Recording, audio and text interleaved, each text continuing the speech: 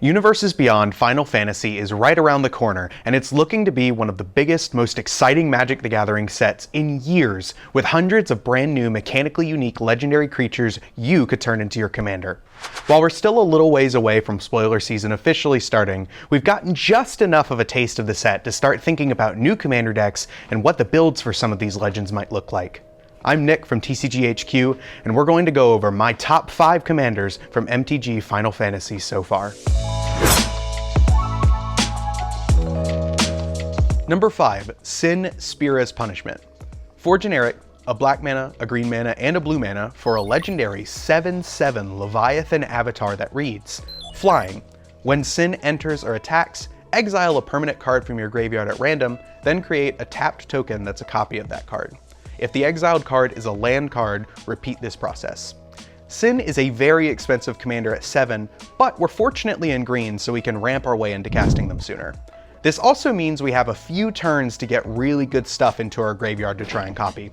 We can play cards like Entomb to get massive threats into our grave like Muldrotha the Gravetide, Shieldred Whispering One, and of course, big game enders like Archon of Cruelty and Massacre Worm. If we have Sakashima of 1,000 Faces, or Mirror Box out, we can start talking about running token doublers like Doubling Season to enable making multiple copies of some of these massive creatures to generate us more value without breaking the legend rule. This also opens us up to playing one of my favorite cards in all of Magic, Essex Fractal Bloom, and any deck I can play that card in, I'm a fan of. While Sin seems like a fairly tough nut to crack, the deck building options present in the EDH format give us a sign of what a Sin deck could look like, and I'm excited enough to earn it a place at 5th on this list. Number 4, Titus, Yuna's Guardian, the face commander of the Counter Blitz Final Fantasy Commander deck. 1 green, 1 white, and 1 blue mana for Titus, a legendary 3/3 human warrior. At the beginning of combat on your turn, you may move a counter from target creature you control onto a second target creature you control. And he has Cheer. Whenever one or more creatures you control with counters on them deal combat damage to a player, you may draw a card and proliferate. Do this only once each turn.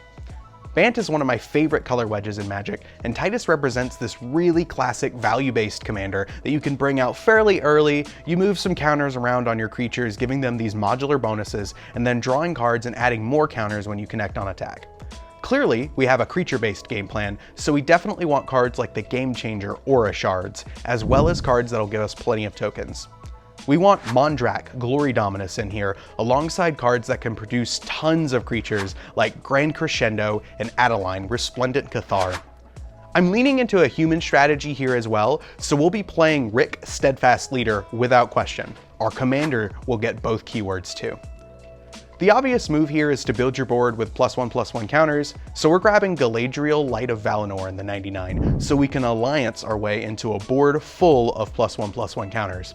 For early plays, we're running cards like Micaias the Lunarch and Warden of the Grove to get counters on our board early, plus a suite of ramp spells so that we can drop all of our larger creatures sooner after we've cast Titus.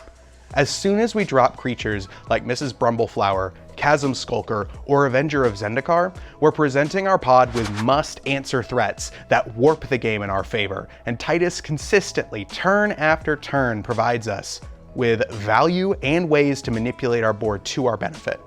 Not only that, but I'm betting they're going to be loading up the 99 of this precon with a lot of solid stuff in order to sell it, and you'll be able to pick up yours at cardshq.com as soon as the set releases. Number 3, Cloud X Soldier, the face commander of the Limit Break Final Fantasy Commander deck.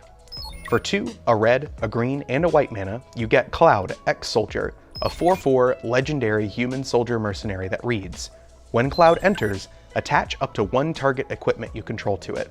Whenever Cloud attacks, draw a card for each equipped attacking creature you control. Then, if Cloud has 7 power or greater, create 2 treasure tokens.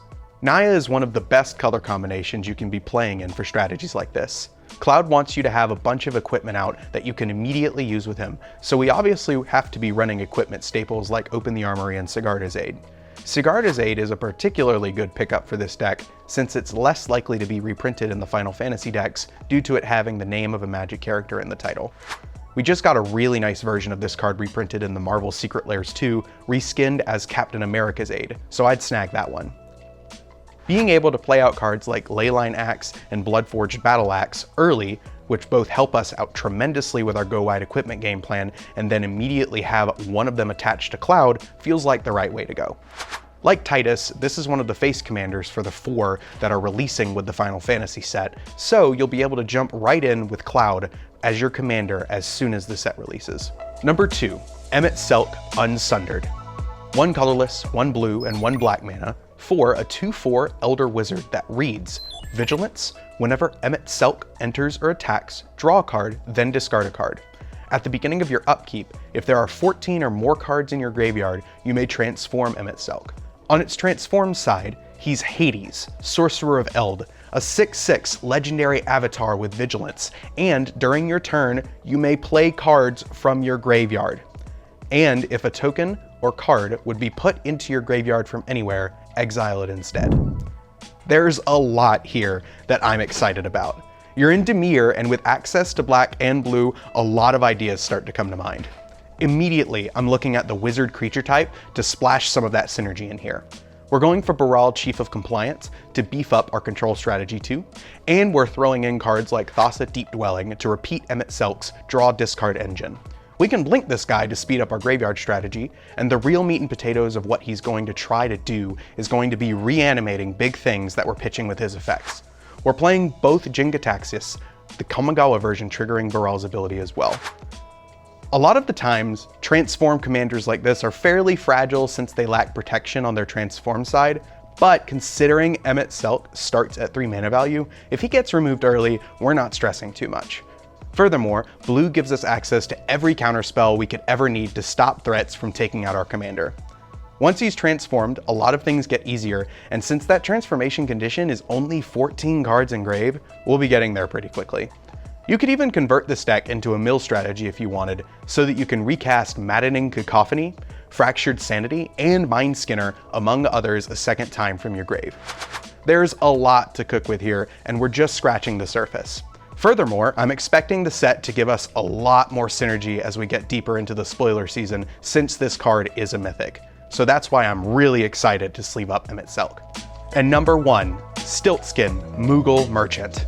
1 white mana for a legendary 1/2 Moogle that reads Lifelink, and you can pay 2 colorless and tap him for cost. Target opponent gains control of another target permanent you control. If they do, you draw a card. Mono White has gotten a lot of interesting tools over the past few years that make Stiltskin a really interesting potential commander, from Group Hug to Kingmaker to Stax.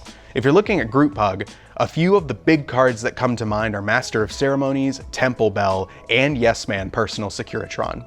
You're passing around all these permanents that generate value for you and potentially your opponents, and if you're looking to Kingmake, you could even throw in cards like Smuggler's Share and the game changer Smothering Tithe. Simultaneously, if you're looking to be properly harmful, you can play cards like Jinxed Ring, Jinxed Choker, and Jinxed Idol to make your opponents play hot potato with a bunch of cards nobody wants, while you can confidently move those elsewhere with Stiltskin. And to make the game even more absurd, you can play cards like Lich's Tomb and Enduring Renewal to ruin your opponent's ability to build any meaningful board as the game goes on. As always, we want to be in control of the board when we play a deck like this, so we're going to run cards like Homeward Path to make sure we can get all of our stuff back at instant speed if we ever want to, and if we're trying to steal wins away from people to keep things going, we can throw in cards like Everybody Lives, so we're the ones at the table making decisions about who's going to win, not our opponents. On top of that, Stiltskin is just too adorable to ignore, and you can put him out on the first turn. All of this feels like a winning recipe to a cheeky mono white deck with punch. And that's our list, the top 5 best commanders spoiled so far from Universes Beyond Final Fantasy.